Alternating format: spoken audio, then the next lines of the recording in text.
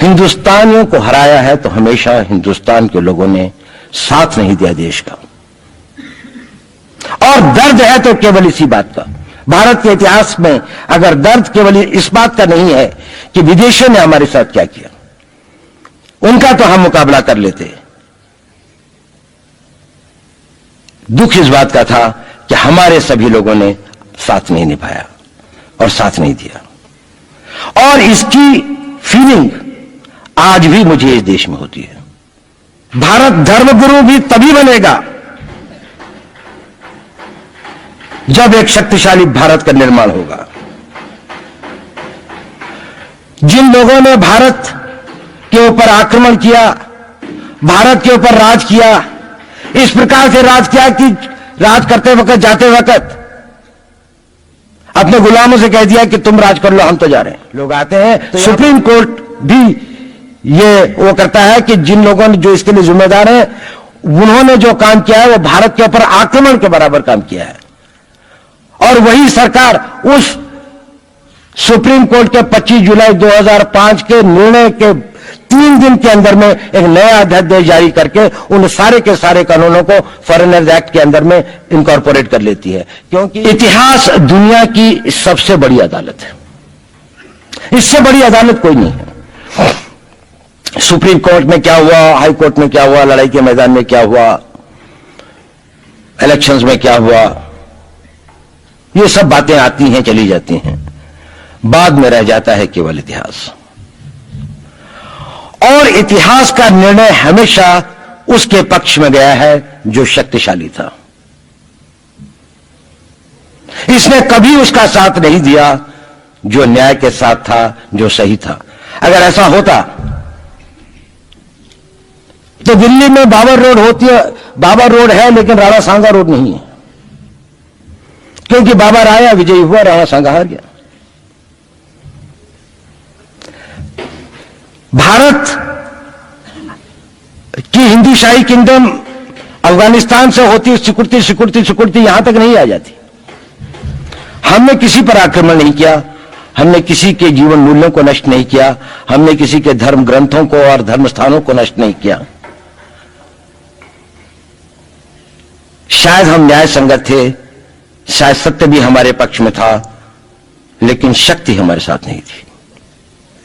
इसलिए इतिहास ने हमें उसकी सजा दी।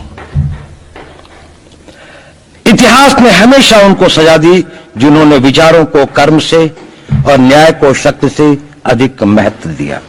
अब मैं ये नहीं कह रहा हूं कि उसको उसकी तिलांजलि कर देनी चाहिए, यह नहीं है कि न्याय का अपना महत्व नहीं है, लेकिन यदि कॉन्फ्लिक्ट ऑफ इंटरेस्ट हो तो शक्तिशाली बनना ज्यादा आवश्यक है। भारत धर्मगुरु भी तभी बनेगा जब एक शक्तिशाली भारत का निर्माण होगा। जिन लोगों ने भारत के ऊपर आक्रमण किया, भारत के ऊपर राज किया, इस प्रकार से राज किया कि राज करते वक्त, जाते वक्त अपने गुलामों से कह दिया कि तुम राज कर लो, हम तो जा रहे हैं, तो यहां पर गुलाम वंश भी बन गया। अगर हम लड़ाई के वारफेयर के उसूलों से देखें कि किसी भी राष्ट्र की जो कॉम्प्रिहेंसिव स्टेट पावर होती है, किन चीजों से वो लड़ाई लड़ता है, जिसको हम कहते हैं कि ये शक्तिशाली है, दूसरा शक्तिशाली नहीं है, क्या वो अव्यय होते हैं उसके, क्या घटक होते हैं उसके। तो भारत के पास जनशक्ति, धन शक्ति, ज्ञान की शक्ति, टेक्नोलॉजी की शक्ति, और जिन लोगों ने आक्रमण किया उनकी इनकी शक्ति को अगर हम ये देखें तो शायद 1 और 1000 का अनुपात भी नहीं होता। लेकिन उसके बाद भी हम वो नहीं कर पाए। और ये प्रश्न भी किसी ने पूछा, उस पर मैं आऊंगा बाद में। निवेदिता दीदी ने उसका बहुत अधिक उत्तर दिया, बहुत अच्छा उत्तर दिया था कि क्या कारण है, किसके कारण भी हम लोग इस लड़ाई में, इतिहास ने हमारे साथ या हमारे पक्ष में न्याय नहीं दिया। क्या कारण है कि कश्मीर में हम लड़ रहे हैं, जिन्होंने हमारे ऊपर आक्रमण हो रहा है, हमारे ऊपर बाहर से लोग आकर वायलेशन हमारे बॉर्डर का करते हैं, इन्फिल्ट्रेटर्स हमारे यहां आते हैं, जबकि पूरा का पूरा कश्मीर भारत का भाग है, अभिन्न भाग है। कानून के अनुसार वहां के राजा ने यह हस्ताक्षर किए, हमें दिया। क्या कारण है कि करोड़ों की संख्या में बांग्लादेश से लोग भारत में आते हैं, हम बाड़ लगाते हैं, वो लोग वहां से मना करते हैं कि आप हमारे आदमियों को आने दीजिए, और हम कुछ नहीं कर पाते। और भारत में 2 करोड़ नागरिक रहते हैं, हमारे एयरपोर्ट के ऊपर में इमिग्रेशन की चेक पोस्ट लगाते हैं कि कहीं पर कोई एक आदमी बिना पासपोर्ट के या बिना वीजा के भारत में प्रवेश न कर जाए।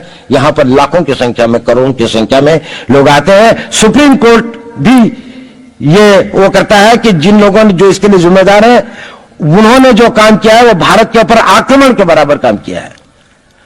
और वही सरकार उस सुप्रीम कोर्ट के 25 जुलाई 2005 के निर्णय के 3 दिन के अंदर में एक नया अध्यादेश जारी करके उन सारे के सारे कानूनों को फॉरेनर्स एक्ट के अंदर में इनकॉर्पोरेट कर लेती है, क्योंकि जो वो IMDT एक्ट था उसको सुप्रीम कोर्ट ने नल एंड वॉइड कर दिया। ये सब बातें हमें सोचने और समझने की आवश्यकता है। एक कारण, मैं ज्यादा चीजों में नहीं जाना चाहता, इतना समय भी नहीं होगा, कि भारत विदेशों से इतना नहीं हारा। अंग्रेजों ने भारत के खिलाफ कोई लड़ाई ऐसी नहीं जीती जिसमें कि अंग्रेजों की फौज में भारतीय सिपाही नहीं थे।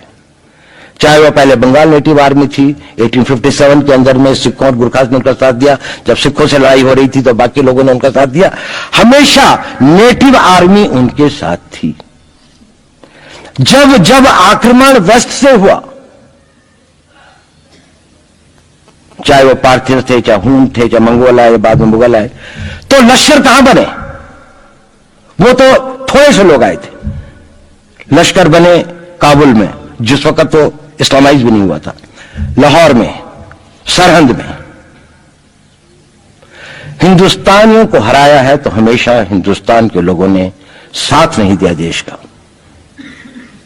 और दर्द है तो केवल इसी बात का। भारत के इतिहास में अगर दर्द केवल इस बात का नहीं है कि विदेशियों ने हमारे साथ क्या किया, उनका तो हम मुकाबला कर लेते। दुख इस बात का था कि हमारे सभी लोगों ने साथ नहीं निभाया और साथ नहीं दिया। और इसकी फीलिंग आज भी मुझे इस देश में होती है। और भारत को आंतरिक बाह्य शक्तियों से जो सबसे बड़ा खतरा है, वो खतरा इस बात का है कि हमारे अपने लोग ही कहीं राष्ट्र की सुरक्षा, राष्ट्र की अस्मिता, राष्ट्र के गौरव का सौदा न कर बैठे, अपने आज के सुख के लिए अपने भविष्य को अंधकारमय न कर दें। और इसके लिए जो जागरूकता चाहिए, इसके लिए जो ताकत पैदा करनी है, वो ताकत केवल समाज के अंदर भी पैदा की जा सकती है। उसको केवल आप लोग कर सकते हैं। वो केवल आज की युवा शक्ति ही कर सकती है।